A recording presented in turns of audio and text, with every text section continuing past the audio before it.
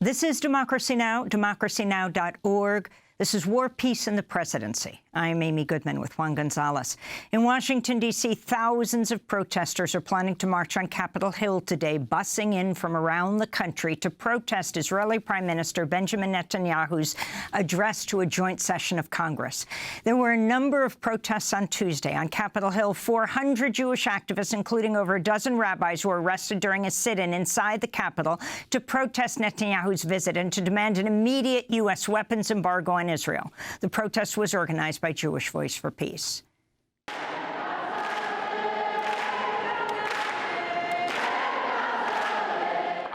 a Jewish American. My grandparents survived the Holocaust, and growing up I was always told that we should never let anything like the Holocaust happen again.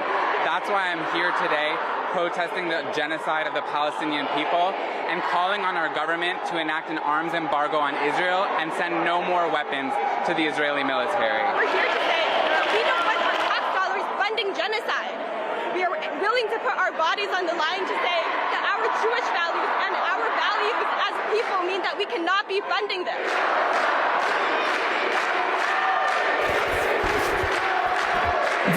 Voices from the Jewish Voice for Peace sit-in inside the Capitol Tuesday. Palestinians in Gaza have also criticized U.S. lawmakers for inviting Netanyahu to address Congress. Kazem Abu Taha is a displaced Palestinian from Rafah. Netanyahu is embraced by the Americans. He is being provided with meals, food, and drinks. He is being hosted in Congress while we are being killed and slaughtered. We are being slaughtered by American planes, American ships, American tanks, and American troops. Everything that we are killed with is American. Biden blesses any operation and any killing and any massacre. The U.S. blesses it, Congress blesses it, Biden blesses it, and the White House blesses it. So the United States is not a partner. It is the reason for the war. We're joined right now by three guests taking part in this week's protests. Noa Grayevsky is an Israeli-born member of Jewish Voice for Peace. Linda Sarsour is a Palestinian American Muslim organizer attending today's mass protest. And Beth Miller is the political director of Jewish Voice for Peace Action. Beth, let's begin with you. Describe what you did yesterday and what your demands are.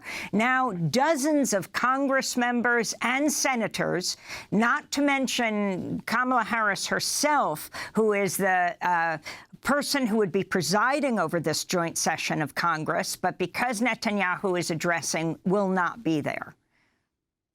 Yes, thank you so much for having me on, Amy. Yesterday, Jewish Voice for Peace organized a sit-in at the Capitol to make it very clear that we, as American Jews, think it is absolutely shameful that congressional leadership has invited a war criminal who is currently leading a genocide of Palestinians in Gaza to address a joint session of Congress. It is an affront to the ideals of human rights and of freedom and of democracy. And in this moment, in this week, we felt it was absolutely critical. Jewish Voice for Peace organized this protest to make clear that we, as Jewish Americans, are speaking out and saying that this cannot happen in our name, and more specifically to make clear that we need to keep the focus on what our government is doing. We are not simply watching something terrible unfold in Gaza. The Biden administration and Congress have sent weapons and billions of dollars in military funding to the Israeli government that is using those weapons and using that funding to carry out a slaughter of Palestinians in Gaza. Almost 40,000 people killed, including 15,000 children. Starvation. We're on the brink of famine in Gaza. And so the message of this protest was to say, we are calling for an arms embargo now. Our government, the United States government, has to end its complicity in this genocide. And if we want to reach a desperately needed ceasefire, that means we need to pressure the Israeli government, pressure the Netanyahu regime, and say, enough. We are not sending any more weapons.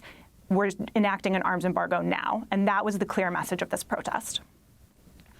And Beth Miller, in previous years, there's been basically complete unanimity in Congress in support of Israeli actions. How do you assess what is happening this time, especially in terms of members of Congress either staying away or voicing their displeasure and their opposition to Netanyahu's speech? Yes, for so many years, there has been wall-to-wall, bipartisan, unquestioning complicity in Israel's atrocities and human rights abuses against Palestinians. And right now, I think what we're seeing is that more and more Democrats in Congress are starting to catch up to where the Democratic voting base is. Most Democrats do not want to see our tax dollars funding human rights abuses, apartheid, and now genocide in Gaza. And so you see, what we're seeing now is more and more Democrats who are seeing that actually Americans and the Democratic voting base is done with this. We are fed up, and we are taking action, and we are demanding an end to this complicity. And for that reason, we're seeing more and more Democrats start to take a stand. And so right now, today, that means people who are going to be boycotting or protesting that speech, and we applaud all of the members of Congress who are boycotting and protesting this speech. That is absolutely what needs to happen. And there are other things as well. Members of Congress who, for example, chose to vote no on the additional military supplemental bill that passed in April. Members of Congress who are speaking out and calling for a ceasefire and calling for an end to this, the complicity of our government. I'd like to bring in Linda Sarsour as well. Linda, could you talk about your reaction, especially to the decision of Vice President Kamala Harris to be absent in Congress from this speech by Netanyahu? Thank you, Juan. I want to send a message to our movements. We have created the political circumstances to make standing behind Benjamin Netanyahu, a war criminal, untenable. Kamala Harris and her team knew from the months of mass mobilizations, mass organizing, and the immense support for ceasefire and for the Palestinian people coming out of the Democratic base that there was no way that she could be in the same room with Netanyahu and engage in any ovations or any applause. So that is a reason from our movements. We are the ones that created the space for Kamala Harris to decline to preside over the speech. And talk about the organizing, Linda, that is going on today as we hear about busloads of people coming in from around the country. Yesterday, 400 Jewish activists, including a dozen rabbis, arrested in the Cannon Rotunda. Today, thousands. This is the result of our young people across this country who have been leading mass mobilizations in every corner, in every city, including here in Washington, D.C. This protest is not just about Benjamin Netanyahu specifically, and the demand is to the United States government, arrest Benjamin Netanyahu. He is a war criminal, and the International Criminal Court is seeking to issue an arrest warrant. And there is leadership across the world that has said if Benjamin Netanyahu steps foot in our country, we will arrest him. Both Democrats and Republicans literally have invited and rolled out a blood-soaked red carpet for a war criminal. And we are here to send a message to the rest of the world that while our leadership cowers to a war criminal, we say Benjamin Netanyahu is unwelcomed here in the United States. I wanted to bring Noa Grayevsky into this conversation, Israeli-born member of Jewish Voice for Peace. She was there yesterday in the Cannon Rotunda as hundreds of people got arrested on the eve of Netanyahu's address. Can you talk about also the hostage family protest outside? They, too, were calling for Netanyahu and for the U.S. to immediately sign off on this ceasefire deal and to bring the hostages home. You yourself know one of the hostages in Gaza right now. I do. Thank you so much for having me, Amy. So my cousin's very close friend, Hirsch Goldberg Polin, was 23 years old when he was taken hostage from a dance and music festival on October 7th. We don't know if he is currently alive. And while I can't speak for the immediate families of the hostages, what I can say is that it is clear that while this genocidal war campaign is waged against Gazans and against Palestinians and has killed over 39,100 people, probably many more, our hostages are being held in Gaza as well, and their lives are in danger, both in terms of how they're being treated as hostages and because they are in a war zone where there are an extraordinary number of bombs dropping and an incredible amount of violence. We don't know if our family's friend Hirsch is alive. We pray that he is. But ending this genocidal war campaign, while it will most, of course, positively affect Gazans, Palestinians in the West Bank as well, Palestinians in the Palestinian diaspora, will also protect Israelis, both Israeli hostages and Israeli citizens. And Noa, could you talk to us about your own family's history? You're a Palestinian Jew, multiple generations in Palestine? Yes, of course. Thank you. So the phrase Palestinian Jew is not one that is widely known and used to my knowledge, but it is used to describe the small percentage, probably around 1 to 2%, of Jewish people and Jewish community that lived in the region of Palestine long before the State of Israel was established. My family has been in the region of Palestine for hundreds of years before the State of Israel was established, for most of those generations in the city of Jerusalem. My Jewish family members spoke Arabic, lived in integrated communities with Palestinians who are both Muslims and Christians. And so something that I think about often is how in 1948, during the establishment of the State of Israel, many people that my grandmother, great-grandfather, great-grandmother were friends with, were colleagues with, worked with, people who worked for them, were displaced from their homes, their neighbors, their dear friends. In fact, my grandmother has told me that my great-grandfather worked tirelessly to try to bring people who were close to their family, who were Palestinian Christians and Muslims, back into Jerusalem after 1948 unsuccessfully.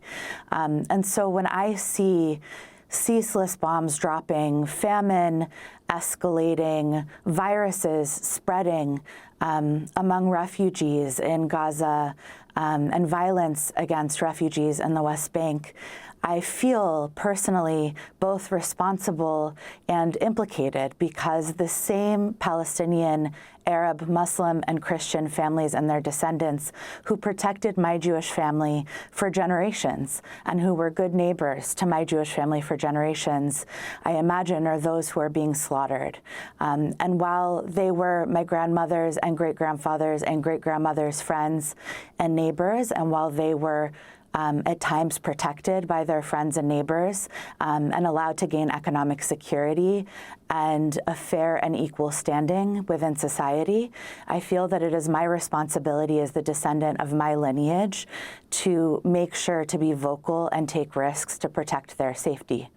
Democratic Congressmember Rashida Tlaib of Michigan, the only Palestinian American member of Congress, said in a statement, quote, Netanyahu's a war criminal committing genocide against the Palestinian people. It's utterly disgraceful. Leaders from both parties have invited him to address Congress. He should be arrested and sent to the International Criminal Court. Make no mistake, this event is a celebration of the ethnic cleansing of Palestinians. It's a sad day for our democracy when my colleagues will smile for a photo op with a man who's actively committing genocide, Congressmember Rashida Tlaib said.